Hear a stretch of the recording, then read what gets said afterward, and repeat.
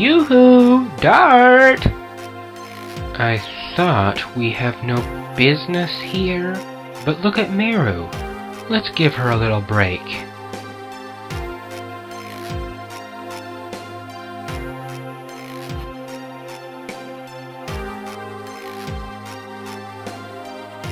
You said it is Fort Magrad. Is this one of the Wingley's ruins too? No, it belonged to humans. It was the land where Diaz declared war against the Wingleys, with tens of thousands of soldiers and 7 dragoons. I heard about it.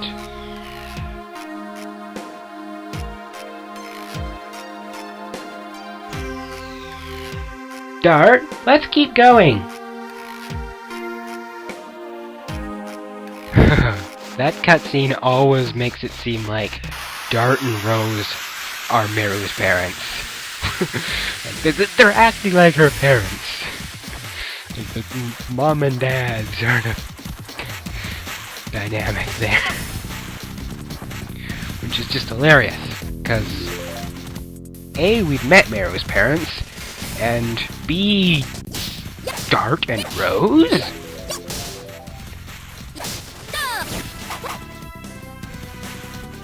I mean, I know there were some scenes back in Disc 2, but that'll start making sense soon. Which will really make it weird. But anyways, let's wipe out these random enemies who popped up. And continue exploring Fort Magrad.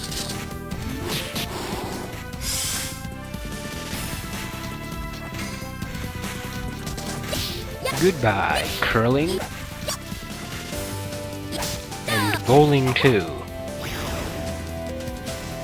Because there actually is some hard surfaces without ice on it. Ice and snow on it in this area.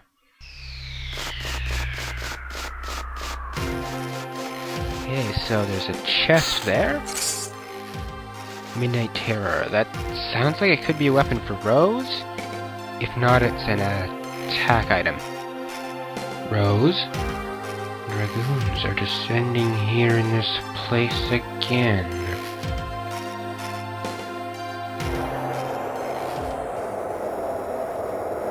What we desire is freedom, or give us death! God bless Diaz! God bless Gloriano! I am to bring light to the humans' future. I am to pass judgment on the past of the Wingleys. I am Diaz. God bless Diaz. God bless Gloriano. God bless Diaz. God bless Gloriano. God bless Diaz. God bless Gloriano. Rose, is anything wrong? No, nothing. Let's move on. We don't need to stay here any longer. Yes, we do. We haven't got that sword yet. Though, now would be a good time to check if that other weapon's for Rose, and it appears it isn't. Which means it's an attack item with the dark element.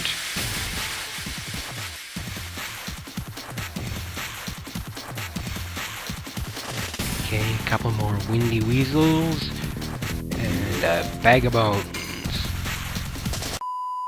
Sorry about this, folks. My computer decided to do something really stupid during the recording. And that's about how long it took for me to get things back to normal. Anyways, let's handle the rest of the recording without incident. Hey.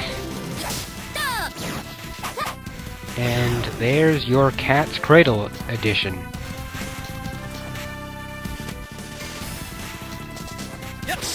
So at least we were able to fit that into the battle, even if the first bit of it really did crap up on us.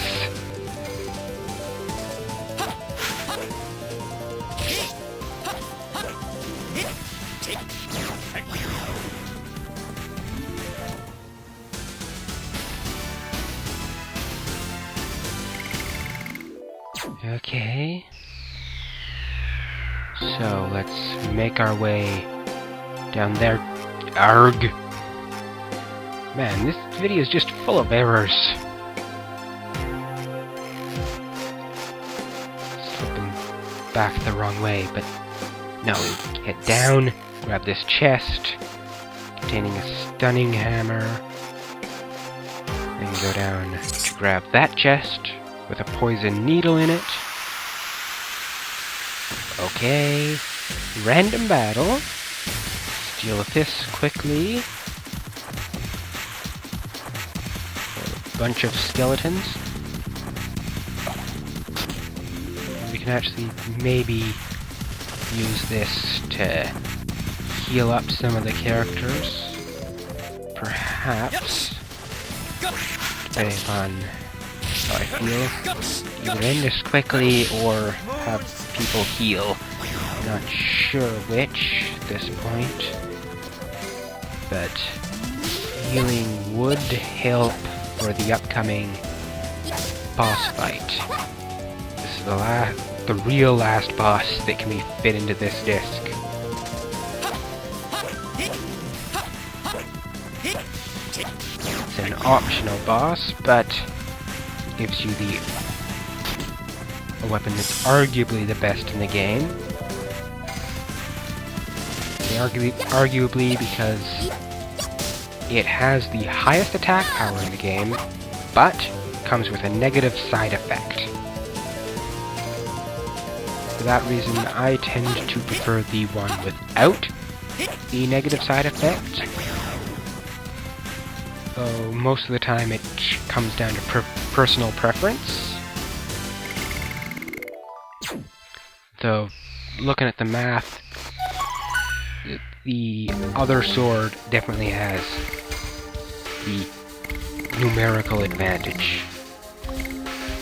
Because in a knockdown, drag-out fight, you get twice as many attacks with the other sword than with this one coming up. Well, you can get twice the attacks if you pair it with the right equip item. Still, you don't get that one till much later, and we can get this one now! And it's still the second best. It'll tide me over until I can get my hands on the one I really think is the best sword in the game. But right now I'm just equipping Rose and his shell with talismans and Dart with a holy ankh, because this boss has insta-death moves, and those can be annoying if you're not properly prepared for them.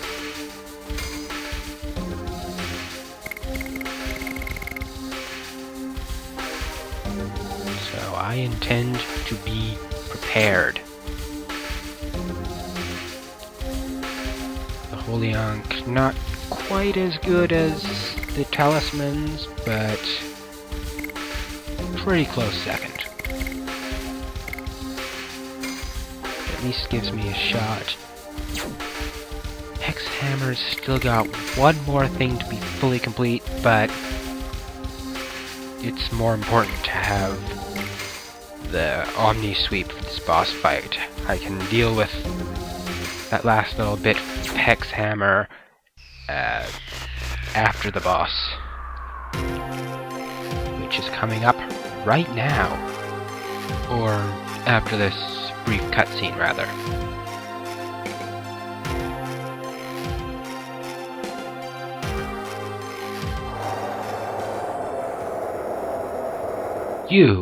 I heard you are going to have a wedding after this battle.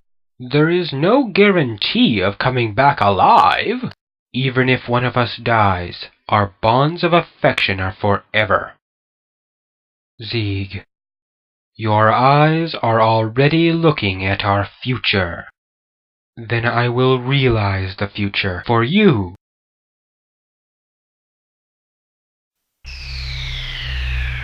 Sometimes I don't know if you are really the Rose I know. I am just me.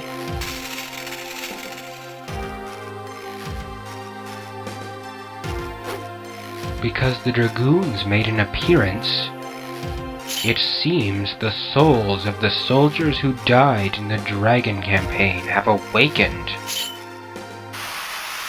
Wow, Rose is haunted by her memories of this place, and now we've got a real freaking haunting showing up to battle us, even though we were on the same side back then. Like, the Dragoons from back then were on the same side as these soldiers? I don't know. Yeah, Polter Helm, Polter Armor, and Polter Sword. We're gonna be going after the Polter Helm, because it's got the most annoying effect. It can stop you from performing certain actions until it uses the ability again on someone else or on a different action. So that can be annoying. So we'll deal with the Helm first. It also happens to have the lowest hit points, making it easiest to deal with. Of course, the sword is the part that has the insta-death attacks, so we'll be dealing with it next. But first, the helm. The armor, well, that just has the most HP. And it uses magic attacks on everyone.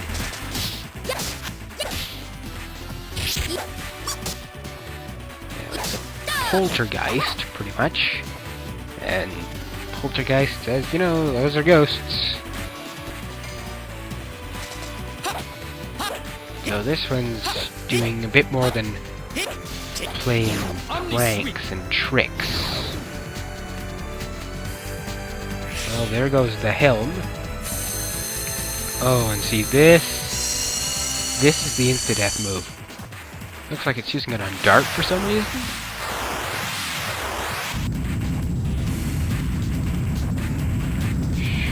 It's a bad sign. Oh, no, it used it on Mero. Haha, she's wearing a talisman. Yeah, take that. Now, we're going to attack you, Polter Sword.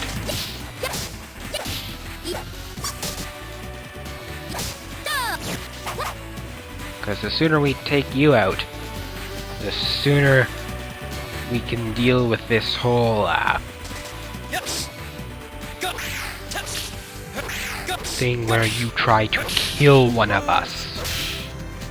And even with this, it's best to deal with the sword next, because if you deal with it last, when it dies, it uses that move on someone. And if it kills someone and it's their last thing there, you got no chance to resurrect them. Like, if, in this case, Dart's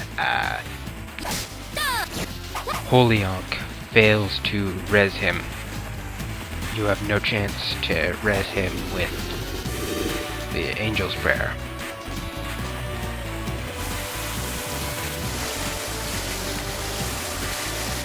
Which is why focusing on the sword now, and ignoring the armor and its magic attacks, like the one we just witnessed.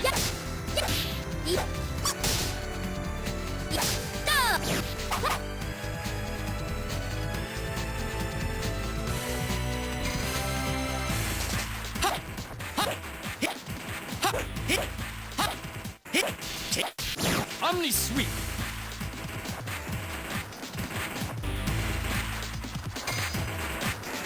Okay, it's in the red now. Definitely making some major progress.